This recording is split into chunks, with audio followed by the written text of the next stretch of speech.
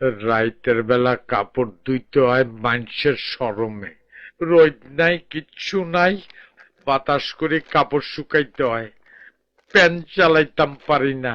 তুতের দাম বিল দিতে গেলে হয়তো হইরই যাবো, এই প্যানই বিক্রি করি পেলাম। স্যার স্যার স্যার আপনি কই গেলেন? এই ফকিরের পো, তুই স্যারের ঘরে কি করস? কি আই হন্যের হুত? না স্যার না, আই হন্যের হুত? না না, কিল্লাই আইছস? একজন ভদ্রলোক আইছে আপনার সঙ্গে দেখা করতে। আরে এই রাইতের বেলা কাপড় চোপড় ধুই দিছি, অন যাইতে আইতাম না, বাতাস দিয়ে কাপড় শুকাইতেছে, কাল সকালে আইতে হয়। স্যার কেন যে আপনি এক সেট কাপড় ব্যবহার করেন?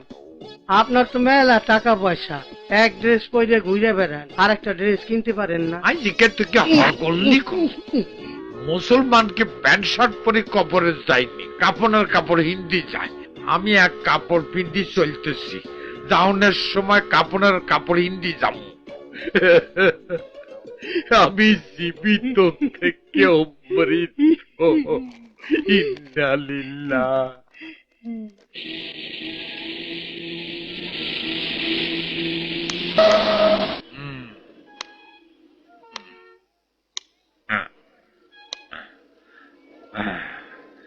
আয়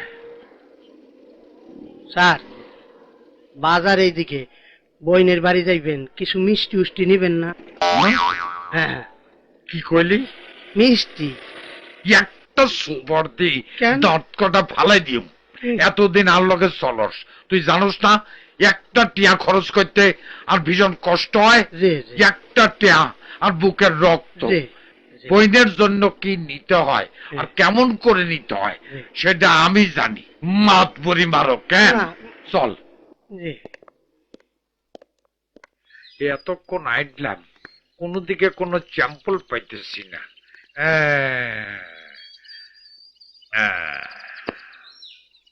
স্যার মধ্যপথে বসে বললেন যে? তুই এতদিন আর লোকে চল, জি। তুই জানোস না আমি বিনা কারণে বসেও না উডিও না। জি জি জানি। দেখ তো আশেপাশে কেউ আছে কিনা।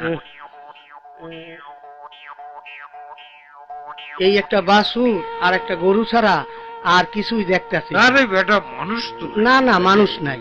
এই লাউ ক্ষেতের ভিতরে আর কামটা শেখতে হইব। স্যার এইখানেই হাগা করবেন, কামটা ঠিক না স্যার। আরে ব্যাকল, আমি কি এই কামের কথা কইছি?